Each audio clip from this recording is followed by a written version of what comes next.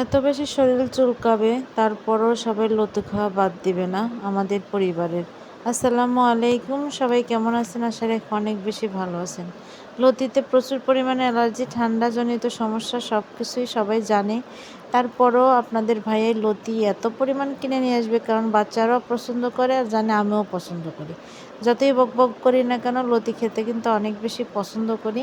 আর লতি চিংড়ি আমার অনেক পছন্দের একটা খাবার, যার জন্য আমি লতিটা আমাদের পরিবারে হাজার অ্যালার্জি থাকা সত্ত্বেও খাই। অ্যালার্জি তো অনেক কিছুতেই হয়, শুধু লতিতে হয় না। তো যাই হোক, এখানে লতি তৈরি করতেছিলাম আর আপনাদের সাথে একটা রিলস ভিডিও তৈরি করে নিচ্ছিলাম। ভাইয়া আপুরা যে যেখান থেকে আমার ভিডিওটা দেখেন, শুধু ভাইয়া আপু বললে ভুল হবে, অনেকে আঙ্কেল আন্টি চাচা চাচি নানা নানি খালা খালু যারাই দেখেন না কেন, সবাই আমার ভিডিওতে সুন্দর করে একটা গঠনমূলক কমেন্ট করে যাবেন। যাই হোক, এই যে আমি বসে বসে লতি পরিষ্কার করতেছি, আর লতি পরিষ্কার করা কিন্তু অনেক বেশি ঝামেলার কাজ। কি বলেন ভাই আপুরা? যাই হোক, আমি যে বসে বসে লতি পরিষ্কার করতেছি রাতের বেলা। আপনাদের ভাইয়া অফিস থেকে আসছে, তাকে রাতের বেলা খাবার টাবার দিছি, মেয়েকেও খাবার টাবার শেষ করছি, পড়াশোনাও শেষ করাইছি, করার দিন একদম আজাইরা বসে পড়ছে এই লতি পরিষ্কার করতে। দেন দেখেন আমি কত সুন্দর করে একদম ক্লিন করে, কোনো একটা মানে লতির গায়ে কিছুই নেই আর কি, একদম এত ফ্রেশ করে পরিষ্কার করছি। আর বাসা রাখলে আল্লাহ, তো হচ্ছে আমি এটা চিংড়ি মাছ দিয়ে রান্না করবো। আর রাতের বেলা ঘুমিয়ে গেছি, এখন দেখছি প্রচণ্ড ঠান্ডা লাগতেছে, এখন দেখছি ঝুম বৃষ্টি। আর আমার বাসার সামনে থেকেও যে একটা পেতনির বাসা, ওখানে সেই পেতনির বাসাটা দেখা যাচ্ছিল। যাই হোক, ওই পেতনিটার মানে কাঁঠাল গাছের পেতনি না সরার গাছের পেতনি জানে না, পেতনির বাসার হচ্ছে লাইট জ্বলতেছিল। তো যাই হোক, এখানে হচ্ছে আমি আবার রাতের বেলা সেই পেতনিটাকেও দেখতে পাইছিলাম নাকি, যে পেতনিটাকে হাঁ করে আমার দিকে তাকায় আছে কিনা। ওই পেতনিটাকে সারাদিনের এত বদ নজর পেতনির, ওই পেতনির বদ নজরে আমি অসুস্থ হয়ে যাই। এখন এই বাসার সামনে এরকম পেতনি থাকলে কি আর করা বলেন? তো কিছুই করার নাই, সেই জন্যে পেতনিকে দমন করার জন্য প্রতিদিন এরকম সিদ্ধ ডিম খাই, শক্তিশালী হই, এই আর কি। তো যাই হোক, আপনারা কেমন আছেন, ভালো আছেন কি না অবশ্যই বলবেন। আর আশেপাশে এরকম পেতনির বাড়ি আছে কার কার, অবশ্যই বলবেন। আমার বাসার সামনে কিন্তু একটা পেতনির বাড়ি আছে, সেই পেতনি হচ্ছে আমি টেনে নিয়ে আসছিলাম, এই আর কি। কিছুই করার নাই। সেই পেতনি তো কী যে পেতনি, মানুষের ঘাড় মটকায় রক্ত খাওয়া পেতনি। সকালবেলা পেতনির অত্যাচারে ঘুম পাড়তে পারি নাই। তারপর সকালবেলা দেখেন উঠে মেয়েকে নিয়ে চলে গেলাম হচ্ছে মাদ্রাসা। মাদ্রাসাতে হচ্ছে আমি মাদ্রাসা থেকে এসে দেখতেছি যে তরকারি ছিলই ফ্রিজে, শুধু ভাত রান্না করলাম। আর আমার তো ওই যে আমি ধোপার মতো কাপড় কাচতে হয়, কী আর করা। তো আমি ভাবতেছি যা আছে তাই খেয়ে দে আলহামদুলিল্লাহ বলে আমি হচ্ছে এখন কাপড় কাচতে যাবো। আর মেয়েটা শুধু হচ্ছে আলু ভাজি করে দিছি। আমার পরিবারে আবার আলু ভাজা হলে আর কোনো কিছুই চলে, মানে হয়ে যায় আর কি, আর কি তেমন কিছুই লাগে না। আর পান্তাও আছে দেখতেছি, অনেকগুলো পান্তাও আছে।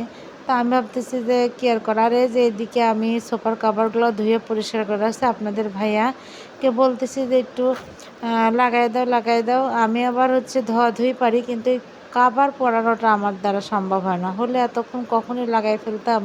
কিন্তু ওর জন্য আমাকে আর ওয়েট করতে হতো না। তো সে আর তো মহাব্যস্ত মানুষ, তার অফিস আদালত নিয়ে সে মহাব্যস্ত, সে আমাকে সময়ই দিচ্ছে না যে এই কভারটা পরানোর। তো কিছুই করার নেই, সে বলছে আজকে না কাল, কালকে না পরশু, এখন তার যেদিন সময় হয় সেদিন পর্যন্ত আমাকে ওয়েট করতে হবে। এতে যদি আমার মৃত্যু হয়ে যায় হোক গা, তাতেও সমস্যা নেই। তো যাই হোক, ওরই উপর দিয়ে আমি ফর্মটা একটু ঝেড়ে ঝুড়ে নিলাম। আর মেয়ে যেহেতু ওর উপর বসে বসে টিভি দেখে, একটা কাঁথা পেরে দিছি যে কাঁথার উপর বসে বসে দেখুক, শুধু ফর্ম আবার ছিঁড়ে ফেলে, ছোটো বাচ্চারা যেটা কাজ আর কি। একটা সময় এই সোফা আমি সারাদিন ধুতে মানে মুছা ধোয়ার মধ্যে থাকতাম, এখন আর অত এনার্জি নেই। দিন দিন মনে হয় এনার্জি ক্ষয় হয়ে যাচ্ছে, কারণ অসুখ বিসুখ বালা মুসিবত সবসময় লেগেই থাকে।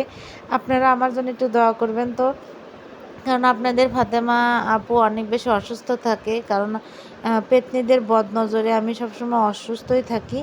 পেত্নীরা সারাক্ষণই আমাকে হচ্ছে বদনজর, আমার একটা ভালো খাওয়া, ভালো পড়া, কোনো কিছুই পেত্নীদের মানে সহ্য হয় না, পেত্নীদের হজম হয় না, বুঝছেন। সেই পেত্নীদের কুনজর কুদৃষ্টিতে আমি সারাক্ষণ অসুস্থ থাকি। আমার জন্য একটু বেশি বেশি দোয়া করবেন যাতে আমি একটু সুস্থ হই আর সুস্থ সুন্দরভাবে জীবনযাপন করতে পারি, এই আর কি। আর আপনাদের ফাতেমা আপু বলছি না যে আহামরি কিছু নাই, আবার এই সেই, তো যাই যেটুকুই আছে সেইটাই অনেক পরিষ্কার পরিচ্ছন্ন রাখে। আর কি বলবো, মানে ফাতেমা আপু, আপনাদের ফাতেমা আপু সব সময়ের জন্য এরকম, মানে পরিপাটি থাকতেই পছন্দ করে। সারাদিন নিজের কাজ কাম নিয়ে, নিজের সংসার নিয়ে অনেক বেশি ব্যস্ত থাকে। পেত্নীর মতো কাউকে নিয়ে সমালোচনা করার মতো টাইম নাই, আর রাস্তায় ঘুরে বেড়ানোরও টাইম নেই। তো যাই হোক, আপনারা আমার ভিডিও যে যেখান থেকে দেখতেছেন অবশ্যই একটু লাইক কমেন্ট শেয়ার দিয়ে পাশে থাকবেন। আপনাদের সাপোর্ট, আপনাদের সহযোগিতা পেলে হয়তো আমি সফলতা দ্বার প্রান্তে পৌঁছে যেতে পারি। তো যাই হোক, আসলে শুধু শুধু কথা বললে তো আর ভিডিও ভাইরাল হয় না, একটু হেতনি পেতনি গেলে নিয়ে একটু কথা বললে যদি একটু ভিডিও ভাইরাল হয়, এই আর কি। আর এই যে মাদ্রাসা থেকে এসে দেখেন আপনাদের ফাতেমা আপু প্রত্যেক দিন এই বিছানার সাথে বেড়াবেড়ি শুরু করে দেয়। তার কি যে একটা সমস্যা, বিছানা বাড়ে না, তার একটা স্বভাবে পরিণত হয়ে গেছে। আর ঝাড়ু টাড়ু দিয়ে নিচ্ছে। আর এই বাসাটা হচ্ছে অনেক বড় একটা বাসা। এই বাসাটা ঝাড়ু দিতে যায় আমার হাত পা একদম কি বলবো এত ব্যথা করে। আর দিনের মধ্যে যে কয়বার ঝাড়ু দেয়, আর মাসে মনে হয় 2টা ঝাড়ু লাগেই, কারণ ঝাড়ুটা নষ্ট হয় তাড়াতাড়ি। এত ঝাড়ু পারলে বলেন ঝাড়ু ঠিক থাকে? আপনাদের ফাতেমা আপুর কাজই সারাদিন ঝাড়ু দেওয়া আর ওই হচ্ছে কাপড় কাচা আর মোছা, এই 3টা কাজ তার সারাক্ষণই থাকবে। তো কি আর করা, পুরো বড় বাসা ঝাড় দিতে যেতে আমার হাতের গিরাটিরা ব্যথা করে। কিছুই করা নাই, ধোয়া মোছার মধ্যেই আসি। আরে যে আপনাদের ফাতেমা আপু আর একটা বেডশিট বিছাই দিয়েছিল, সেটা তুলে ধুয়ে পরিষ্কার করে মেয়ের স্কুল ড্রেস ট্রেস সহ সব ধুয়ে টুয়ে একদম ক্লিন করে নিল। আর এখন প্রচণ্ড বৃষ্টি হচ্ছে দেখতেছি। আজকের মতো এখন আমি ঘুমিয়ে যাব। আপনারা ভালো থাকেন, আল্লাহ হাফেজ। আমার জন্য দোয়া করবেন, আমার ভিডিওতে লাইক কমেন্ট শেয়ার দিয়ে থাকবেন। দরজা টরজা আটকা দিয়ে ঘুমাই, না হলে পেতনি আবার উকি মুকি মারবে আমার হচ্ছে বেলকুনি দিয়ে, আমার বেলকুনির দরজা দিয়ে। তো যাই হোক, সবাই ভালো থাকবেন, সুস্থ থাকবেন, সুন্দর থাকবেন। আমি আজকের মধ্যে একদম ঘুমায় যাব। আল্লাহ বাঁচা থাকলে আবার মানে বাঁচিয়ে রাখলে আর কি, কালকে আবার আপনাদের সাথে দেখা হয়ে যাবে কোনো একটা ভিডিও নিয়ে। ততক্ষণ পর্যন্ত ভালো থাকবেন, সুস্থ থাকবেন, আমার পেজটি ফলো দিয়ে রাখবেন।